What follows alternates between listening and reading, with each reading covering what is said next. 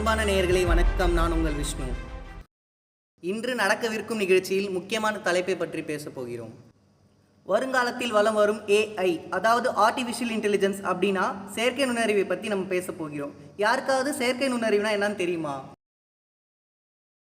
ஏஐனா மனுஷனால் உருவாக்கப்பட்ட மனுஷனை விட அதிக அறிவுள்ள ஒரு கருவி.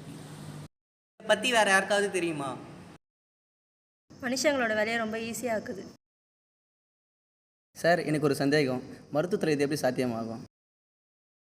சரியான கேள்வி. இந்த நிகழ்ச்சியை இன்னும் சுவாரஸ்யமாக்க மருத்துவத்தில் செயற்கை நுண்ணறிவை பற்றி நாம் அறிந்து கொள்ள மிஸ்டர் ஸ்ரீநேரன் கேஷவை இந்த நிகழ்ச்சியில் அன்புடன் அழைக்கிறோம்.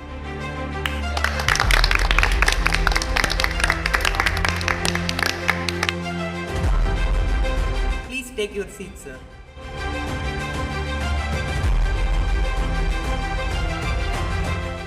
இவர் பேர் ஸ்ரீநேரன் கேஷவ். இவர் ஆர்டிஃபிஷியல் இன்டெலிஜென்ஸில் ரிசர்ச்சராக இருக்கார். இன்னும் நிறைய ரிசர்ச் பண்ணிட்டு இருக்காரு. உங்களுக்கு எந்த சந்தேகம் இருந்தாலும் இவர்கிட்ட இருந்து கேட்டு தெரிஞ்சுக்கலாம். நீங்கள் சொல்லுங்கள் சார், நம்ம நேயர்களுக்கு மருத்துவத்தில் ஏஐயோட பயன் எந்த அளவுக்கு இருக்குன்னு கொஞ்சம் மக்களுக்கு சொல்லுங்கள்.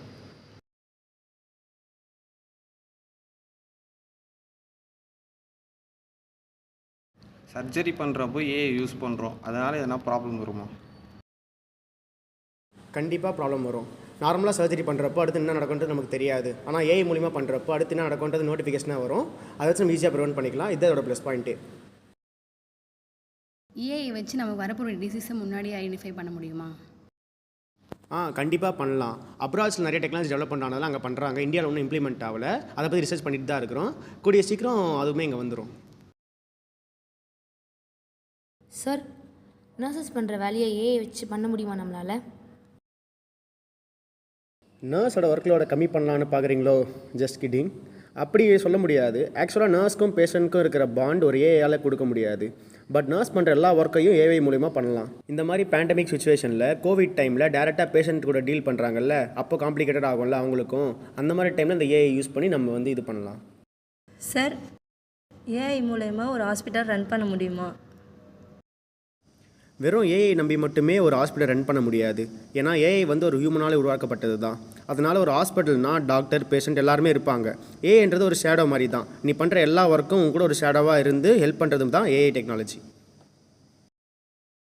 ஒரு டேட்டாவை ஏஐ கிட்ட கொடுத்து சேஃபாக வச்சுக்கிறோம். அது லீக் ஆகிடுச்சுன்னா என்ன பண்ணுறது?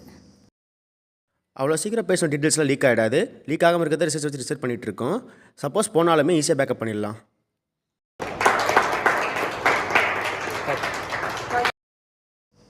ஏஐ மூலிமா இது வரைக்கும் மெடிசன் எதனா கண்டுபிடிச்சிருக்காங்களா? 2019 கேன்சருக்காக ஒரு மெடிசன் கண்டுபிடிச்சிருக்காங்க, இன்சலிகோ மெடிசன்ஸ். இது ஃபுல் அண்ட் ஃபுல் ஏஐ மூலியாவே தயாரிக்கப்பட்ட ஒரு மெடிசன்.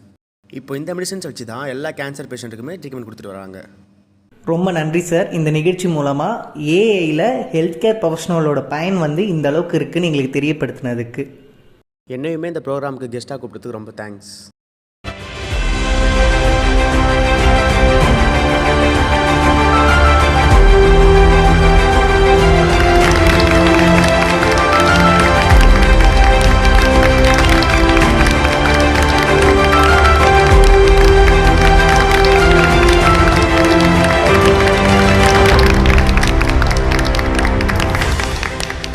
நேயர்களே, உங்களோட அனைத்து கேள்விக்கும் விடை கிடச்சிருக்கும் நாங்கள் நம்புகிறோம். இதை பார்க்குற அனைத்து நேயர்களுக்கும் ஏஐயில் ஹெல்த் கேர் ப்ரொஃபஷனோட பயன் எந்த அளவுக்கு இருக்குன்னு நீங்களும் தெரிஞ்சிருப்பீங்கன்னு நாங்கள் நம்புகிறோம். மீண்டும் உங்களை அடுத்த ஒரு நிகழ்ச்சியில் சந்திக்கிறேன். இத்துடன் உங்களிடம் விடைபெறுவது உங்களுள் ஒருவன் விஷ்ணு. நன்றி.